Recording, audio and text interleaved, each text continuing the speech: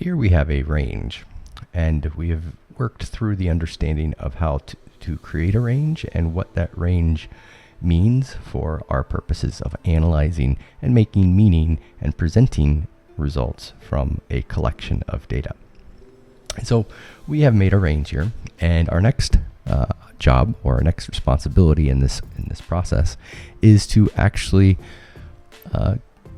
take this range and all the data inside the range, and we're going to make a pivot table. Now, pivot tables are simply interactive tables of information that summarize the data that we've selected in our range, and this allows us as the users of this process to explore and analyze different ways of looking at this data.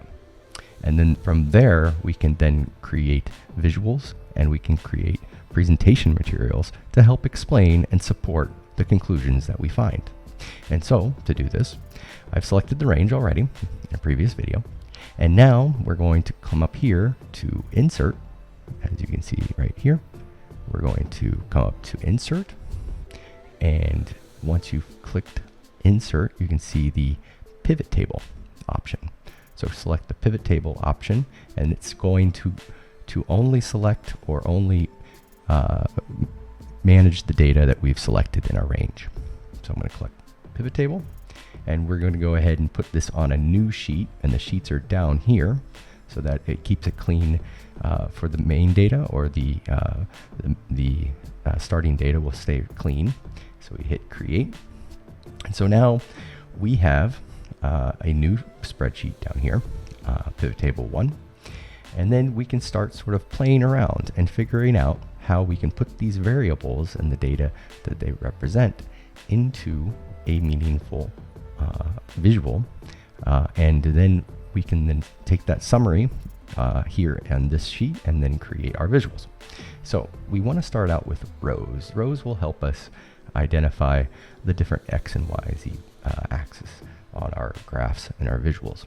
So we're going to go to rows, and you can see over on the right here we have a pivot table editor. Now, if you don't see this, you can unclick this, and you can select inside our pivot table, and you can see that there's a little edit button. So you click on the edit, and you can then access the pivot table editor again if you lose it. Now, over here are our column headers. And so these column headers can then just be dragged and dropped right into the rows. Or if you don't want to do that, if you're using a different version, you can just hit Add, and you can select those as well. I'm just going to go ahead and use the drag and drop feature, and we'll drag and drop, and now we have our rows. So in that range, we have 3 different grade levels that are actually responding to our prompts in those 20 cells. Now there are several other grade levels, and those are represented in the ranges that are the cells that are not included in this range. So it's only picking up those 3 grades because that's all that's in that range. Now, once we've identified that, now we have to consider what are the values that we want to populate in this table. And to do that, we can just go over here, and we have our column headers from those 4 questions, and we can just go ahead and select the variable and drag it down into the values. And now you can see that if I come over to the pivot table, I select here, and you can see sum of classroom and extracurricular activities. Now notice that the word sum appears. So it's starting to aggregate our data, meaning it's collecting and it's making some sort of meaning. In this sense, it is adding all those values up to show us the ultimate or the final tally of that. So we're just summing, we're adding all the values up that are represented in these rows based off of these classes. I come back here. All right, so we have our first variable. Now we can go ahead and add our second variable. And again, here we have a count A. Now, that may not be exactly what we want because it's looking at the class section, okay? And count is just the number that the variable appears. So let's say we don't want that. Obviously, that's not going to make any sense because we're counting the grouping variables over here. That's not going to help us make any sense with the data that's summing the classroom extracurricular response. So in order to address this issue, well, we can just go ahead and simply click the X. So we have these aggregate functions, as you see, what the function is being created when it looks at the data.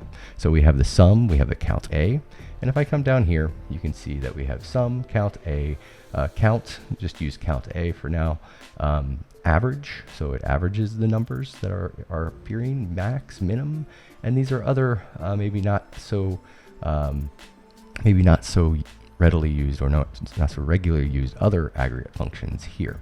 So basically, we're just looking at average, count, and count A or in sum. All right, so let's move over here, and let's say we want to change the sum of a classroom, this sum of responses, to the average of the responses. So instead of, obviously, it's just going to take the amount of submissions. Okay, so you have to take the total, the sum, and then it's going to divide by the amount of submissions to get the average. Now, we don't have to do that on our own. We just come down here, we select the arrow key next to the aggregate function, and we're going to say average, and you'll notice that our numbers have totally changed. In fact, we have decimal points and we have decimal places, and it's giving us an exact average. Now, that's way too more specific than we want, so we're just going to come up here, make sure we select our column, and clean up this data a little bit. Okay, so I can add, maybe let's just go ahead and add 2 decimal points to the right. Okay, now, once we've done that, we have one category, we're averaging, all right? So let's go down and let's add a few more values here. We have this, and then we'll go ahead and add a third one, and you can see it defaults to the sum, so that's okay. We can just change that after we get there. So let's select average, and you'll see that we have to sort of do some formatting here with the number system that it's appearing. So you can just select the range.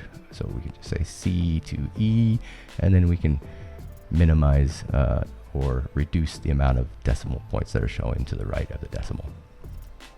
Okay, so now we have our grade 6, 9, 10. We have our responses in the average aggregate.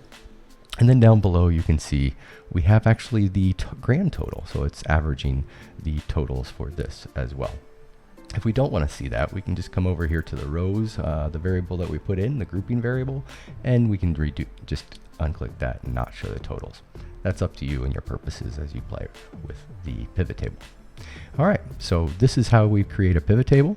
Our next video, we'll take a look at how we can take this aggregate data that we've collected into this pivot table and played around with in order to create a visual or a graph of this data that can help us draw conclusions and then explain the conclusions that we come to based off of all the data that we've selected in our range previously.